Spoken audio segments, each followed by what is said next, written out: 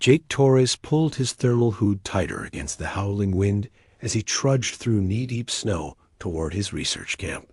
The blizzard had hit 3 hours ahead of schedule, turning what should have been a routine sample collection into a survival challenge. His breath formed ice crystals that clung to his beard, and the GPS tracker in his glove showed he was still 2 kilometers from base camp.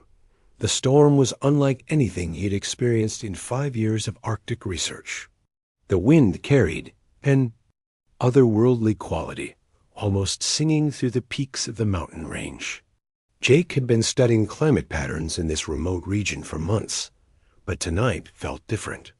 The very air seemed charged with something beyond mere weather dot as he crested a small ridge. His headlamp beam caught something that made him stop dead. A figure lay crumpled in the snow, barely visible against the white expanse. Jake's training kicked in immediately. No one should be out here, certainly not in clothing that looked more like ceremonial garments and survival gear. He approached carefully, noting the unusual silhouette. The figure was smaller than average, with what appeared to be fur covering exposed skin. As he knelt beside the motionless form, his breath caught. This was no human. First contact in the cold.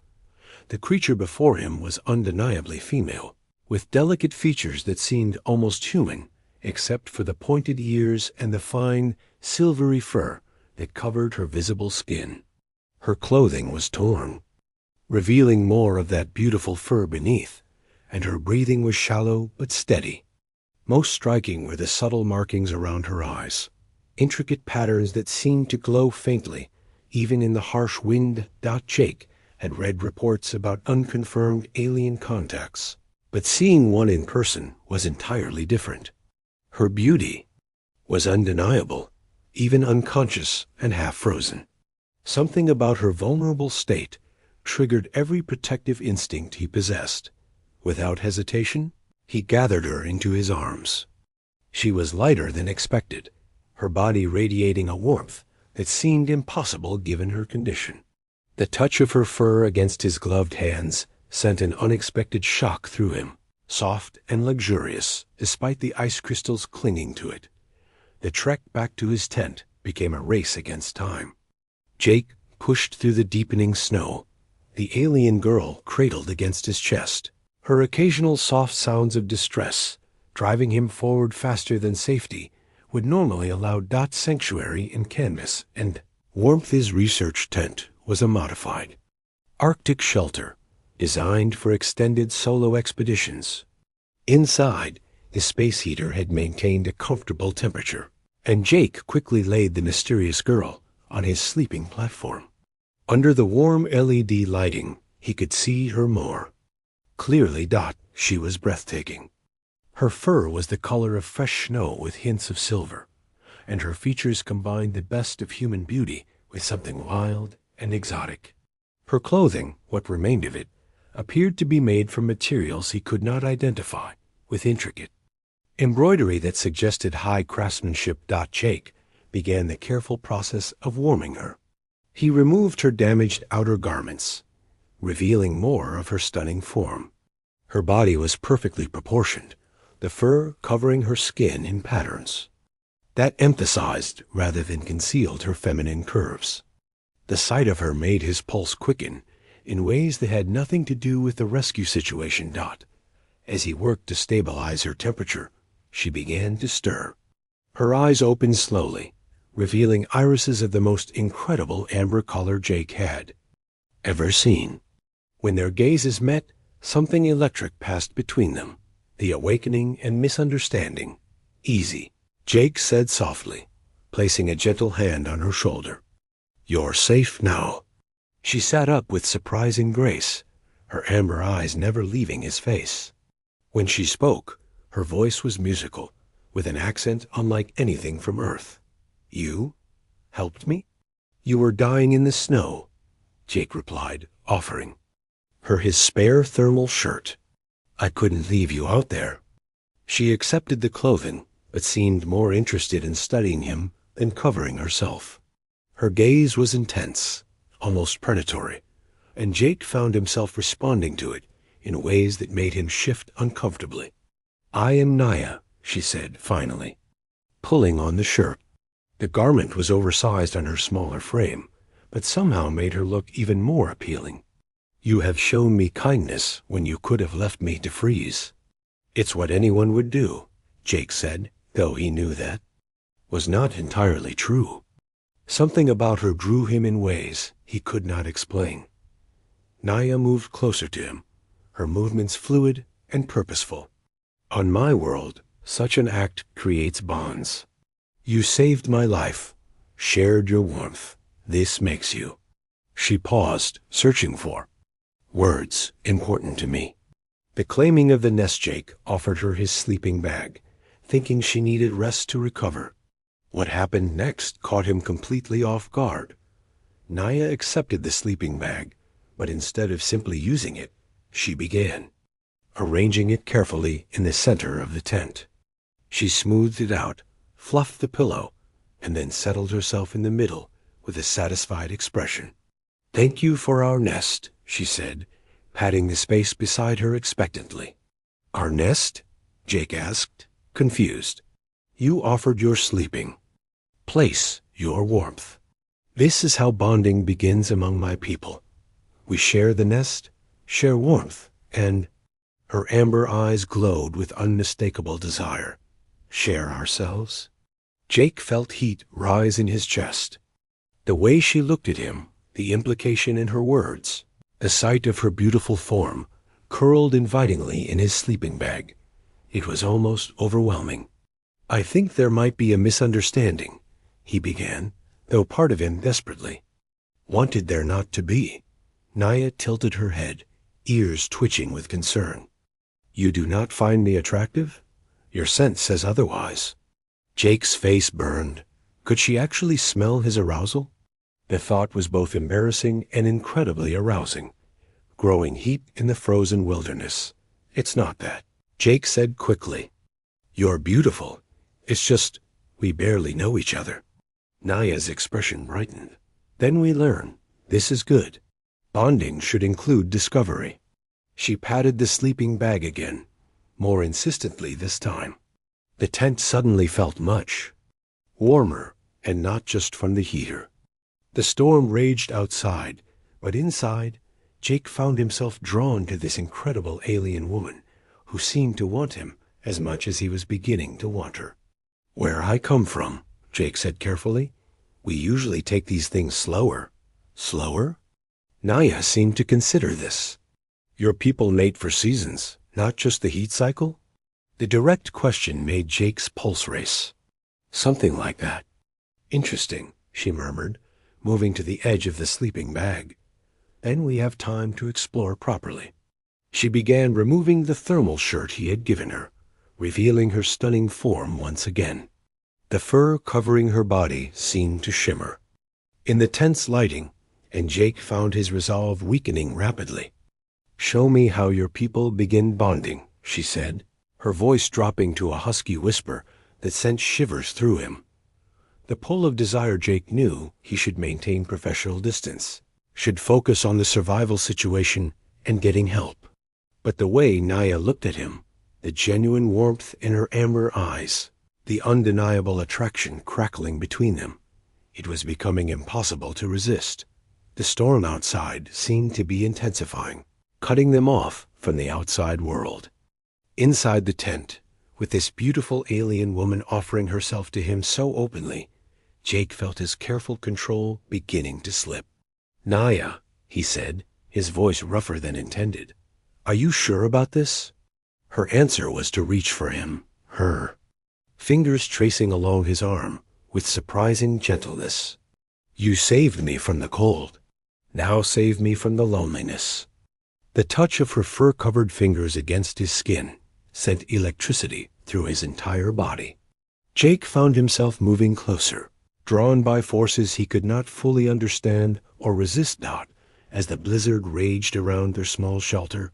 Two beings from different worlds discovered that warmth could be shared in ways that transcended species, language, and every rational thought Jake had about maintaining professional boundaries.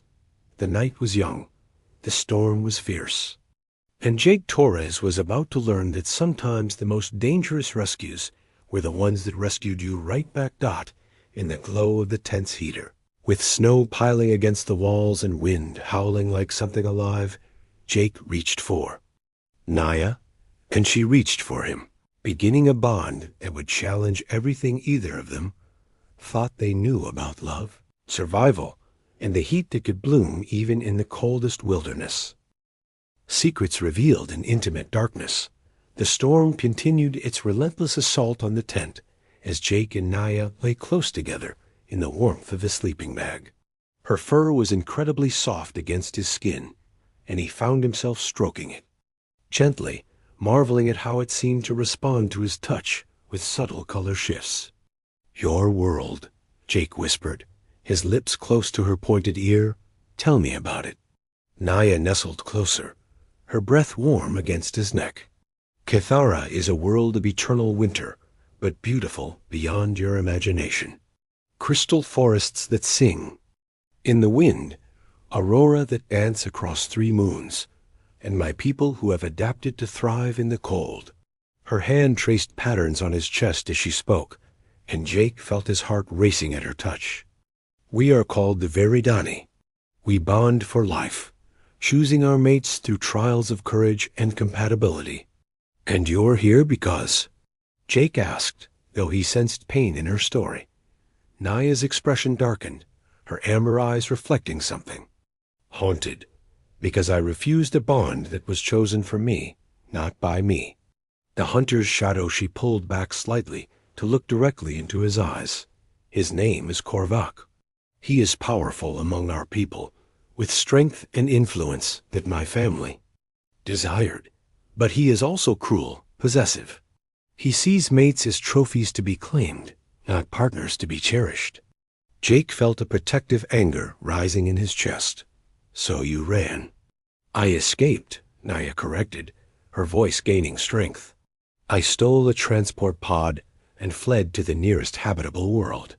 I thought the cold of your planet would hide my scent, make tracking impossible. But he found you anyway." Naya nodded grimly. "Korvac does not accept rejection. He has pursued me across star systems, and now he is here. The storm that brought you to me also brought him to this world."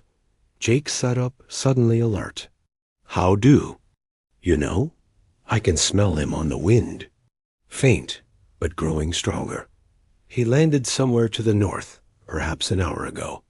The romantic warmth of moments before was replaced by cold reality. They were not alone in this wilderness, and someone dangerous was hunting the woman Jake was rapidly falling for, preparing for battle in the heat of passion. "How much time do we have?" Jake asked, already reaching for his equipment pack. "The storm will slow him, but not stop him. By morning, maybe sooner." Naya watched him with admiration as he efficiently began preparing defenses. "You would fight for me? We have known each other only hours." Jake paused in his preparations, looking at her beautiful form highlighted by the tent's warm glow. "I know enough. I know you're brave enough to cross space for freedom. I know you're kind enough to worry about my safety when you're the one being hunted. And I know that what's happening between us is worth protecting." Naya's eyes brightened with emotion and desire. "Among my people, such words would be considered a mating declaration." "Maybe they are," Jake said, surprising himself with his boldness. The admission hung in the air between them, charged with possibility and danger. Naya moved toward him with fluid grace, her hands reaching for him. "Then let me show you how Veridani seal such declarations," she whispered dot fire in the frozen night. What followed was unlike anything Jake had ever experienced. Naya's touch was both gentle and fierce, her alien physiology bringing sensations he had never imagined. Her fur seemed to respond to his emotional state, growing warmer and softer as their passion intensified. She moved above him with predatory grace, her amber eyes never leaving his face as she showed him pleasures that transcended species barriers. Every touch, Every kiss, every whispered endearment in her musical language drove him deeper into a desire that felt almost primal. "You taste like snow and courage," she murmured against his skin, her pointed teeth grazing gently along his neck. Jake's hands explored her exotic form, learning the patterns of her fur, the sensitive spots that made her gasp and arch against him. She was responsive and vocal, her alien sounds of pleasure driving his own arousal to heights he had never reached. "Is this how your people always bond?" he managed to ask between heated kisses. "Only when the connection is true," Naya replied, her voice heavy with desire. "False bonds feel cold, mechanical. This—" She moved against him in a way that made him groan with pleasure. "This burns like starfire." Interrupted bliss. Their passionate bonding was interrupted by a sound that made Naya freeze instantly. A howl echoed across the storm, distant but unmistakably alien. "He calls to me," Naya whispered, her body tensing against Jake's. "It is a claiming howl.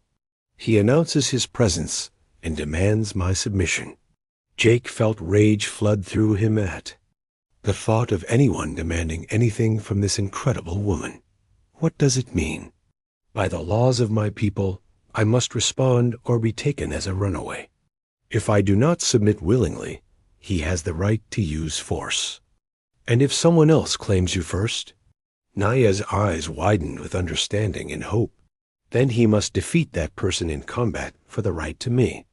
But Jake, you do not understand how strong he is. Korvac has killed challengers before. Jake stood and began pulling on his clothes with determined efficiency. "And I guess I better make sure I'm the first one to kill him." The claiming declaration Naya watched him prepare with a mixture of fear and admiration. "You would risk your life for someone you met hours ago?" "I would risk my life for you," Jake corrected, checking his survival weapons. "There's a difference." She moved to him, still beautifully unclothed, and placed her hands on his chest. "Then by the laws of my people, I choose you as my mate and protector. I give you my scent, my loyalty, and my heart." What she did next surprised Jake completely. Naya pressed herself against him, rubbing her face and body against his clothing, marking him with her scent in a way that was both intimate and possessive. "Now you carry my mark," she said with satisfaction. "Korvac will smell it and know that I have chosen another." Jake found the primitive claiming incredibly arousing. Something deep and instinctual in him responded to being marked by this beautiful alien woman. "What happens now?" he asked. "Now we prepare for him to try to take by force what I have given freely to you." Weapons and warmth they spent the remaining hours before dawn in a strange combination of preparation and passion. Jake taught Naya to use his emergency flares and showed her the best defensive positions around their camp. She shared knowledge of Korvac's fighting style and weaknesses. Between tactical discussions, they found themselves drawn together repeatedly. The danger seemed to intensify their connection, making every touch more precious, every kiss more desperate.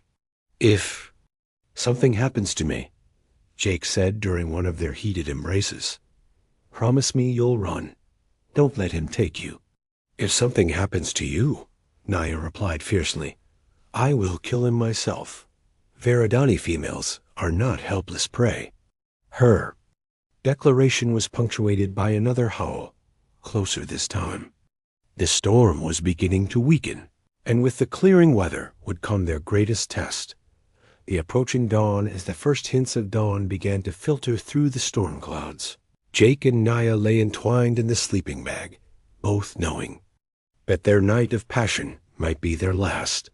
"Tell me about your world," Naya whispered, tracing patterns on his chest. "If we survive this, I want to understand the place that created a man brave enough to fight for a stranger."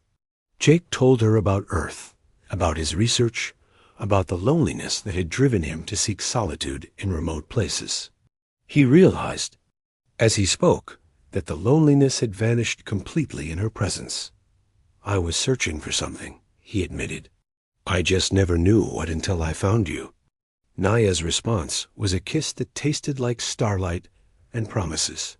Outside, the wind was dying down. Soon, Korvac would come, and Jake would discover if love could triumph over tradition, if a human could stand against an alien warrior, and if two beings from different worlds could forge a bond strong enough to survive the ultimate test. The storm was ending, but the real battle was about to begin. The hunter emerges dawn broke over the frozen landscape with an eerie stillness that made Jake's skin crawl. The storm had finally exhausted itself, leaving behind a world of pristine white that sparkled under the pale morning sun. But the beauty of the scene was shattered by the sight that emerged from the tree line.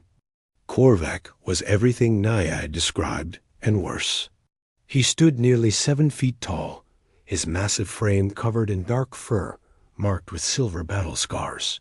His alien features were handsome in a brutal way, with piercing ice-blue eyes that radiated cold intelligence and barely contained violence.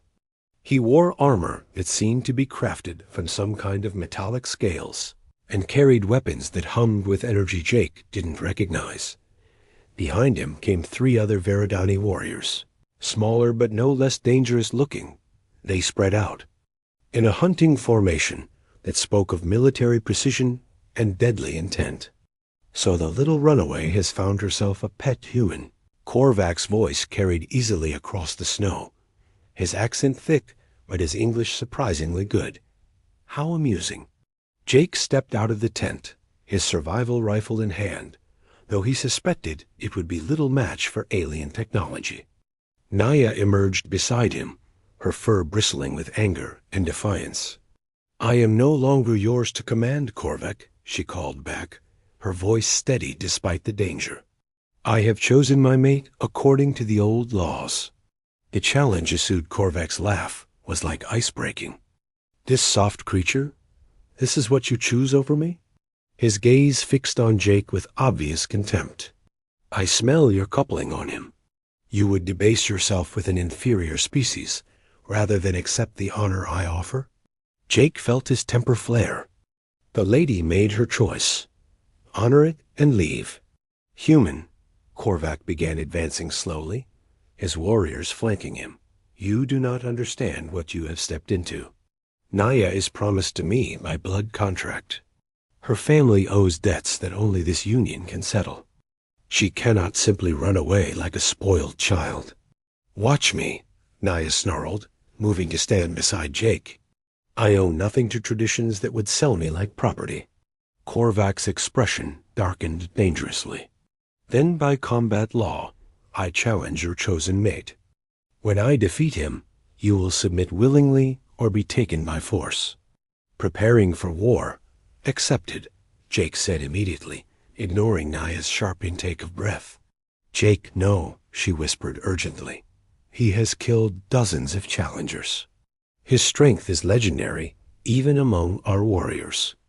"Then I guess I better be legendary too," Jake replied, checking his weapons with practiced efficiency.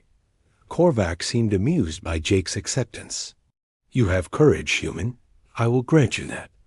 It will make your death more satisfying." The alien warrior began removing his armor, revealing a physique that was a masterwork of muscle and controlled power. His fur rippled over corded muscles that spoke of a lifetime dedicated to warfare. Jake, in contrast, looked almost fragile in his survival gear. But Naya had learned not to underestimate human determination, and something in Jake's calm preparation gave her hope. "The combat is to submission or death," Korvac announced. "Choose your terms, human." "Death," Jake said without hesitation. "Winner takes all." The dance of death begins. The fight began with shocking speed. Korvac moved like liquid lightning, covering the distance between them in heartbeats. His first strike would have decapitated a normal human, but Jake had spent years in dangerous environments, and his reflexes were honed to perfection. He rolled aside, the alien's claws whistling through empty air, and came up firing his rifle. The energy blast, caught Korvac in the shoulder, spinning him around but not dropping him. First blood to the human, one of Korvac's warriors observed with surprised respect. The wound only seemed to enrage Korvac further. He came at Jake again, this time with calculated fury rather than contempt. Jake found himself fighting for his life against an opponent who was stronger, faster, and more experienced in every way. But Jake had advantages too. He knew the terrain, had prepared defensive positions, and most importantly, he was fighting for love, while Korvac was fighting for possession. Tactics and desperation, Jake used every trick he knew. He led Korvac through areas where he had placed makeshift traps, used the terrain to limit the aliens' mobility, and relied on his rifle to keep distance between them. But slowly, inevitably, Korvac was wearing him down. The alien warrior's superior strength and endurance were beginning to tell. Jake's rifle was running low on charge, and his body was accumulating damage from near misses and glancing blows. "You fight well for prey," Korvac called out during a brief lull, circling Jake like a predator. "But this ends now." He launched himself forward in a final assault, claws extended, moving too fast for Jake to dodge completely. Jake brought his rifle up desperately, knowing it wasn't enough. The impact never came. The mate's Phorinia intercepted. Korvac mid-leap, her own claws extended, fury blazing in her amber eyes. The two aliens crashed together in a ball of snarling, clawing violence that was both beautiful and terrifying to watch. "You will not touch my chosen mate," Naya hissed, her voice carrying a deadly promise. "Foolish female," Korvac snarled back, trying to pin her. "You forget that I trained you in combat. You cannot defeat me." "I do not need to defeat you," Naya replied with cold satisfaction. "I only need to distract you." Jake understood immediately. While Korvac was engaged with Naya, his attention was divided. Jake raised his rifle and fired his last shot, putting everything the weapon had left directly into Korvac's chest. The alien warrior staggered, his grip on Naya loosening. She twisted free and struck with deadly precision, her claws finding the vulnerable spot at the base of his neck. The final choice, Korvac fell to his knees in the snow, his life bleeding out through wounds that would have killed a human instantly. But Viridani were tough, and he still had fight left in him. "Kill me then," he gasped, looking up at Naya with something that might have been respect. "But know that my death will bring others. My clan will not forget this insult." Naya stood over him, claws dripping, beautiful and terrible in her fury. "Then let them come. They will find me with a mate who fights beside me, not one who seeks to own me." "Finish it," Korvac commanded, closing his eyes. But it was Jake who stepped forward, placing a gentle hand on Naya's shoulder. "It's over. He's beaten. Let him live with that knowledge." Naya looked at him in surprise. "Among my people, defeated challengers are killed. It is the way. Among mine, sometimes mercy is stronger than vengeance," Jake replied. "Let him return to your world and tell them what happens when they try to claim what isn't theirs." New beginnings in the Snow Korvac's warriors helped their wounded leader to his feet. The defeat had changed something fundamental in their dynamic. They looked at Jake with newfound respect and at Naya with acknowledgement of her right to choose. "This is not over," Korvac warned, but there was no real threat in it anymore. He was beaten, and they all knew it. "Yes," Naya said firmly, "it is." The aliens retreated to their ship, leaving Jake and Naya alone in the pristine wilderness. As the sound of alien engines faded into the sky, they stood together in the snow, battered but victorious. "So what happens now?" Jake asked, pulling Naya close against him.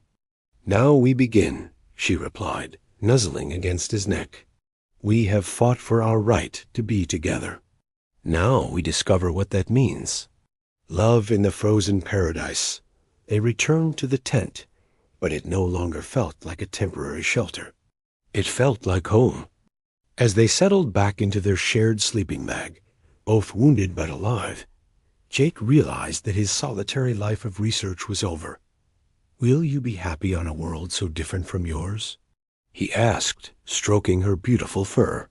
"I will be happy, wherever you are," Naya replied, her amber eyes glowing with love and contentment. "Besides, your world is not so different. It has snow, cold, and now it has you and me." They made love again as the morning sun climbed higher, their passion even more intense now that they had fought for and won their right to be together. Every touch was a celebration, every kiss a declaration of victory over those who would have kept them apart, the future written in snow later. As they lay entwined in perfect contentment, Jake asked, "What will we do when my research assignment ends?"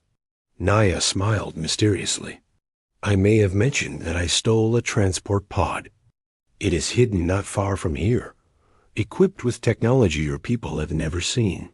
Perhaps we explore the galaxy together, show other worlds what happens when human courage meets Viridani passion." Jake laughed, pulling her closer. "That sounds like the adventure of a lifetime." "Several lifetimes," Naya corrected. "Viridani live much longer than humans. I hope you are prepared for a very long and interesting relationship." Outside their tent, the snow continued to fall gently, covering the signs of their battle and creating a clean slate for whatever came next.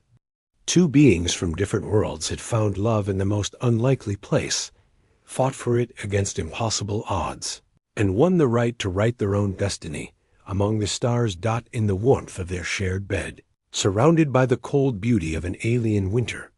Jake Torf and Naya began the first chapter of a love story that would span worlds, challenge traditions, and prove that sometimes the best rescues were the ones that saved both the rescuer and the rescued.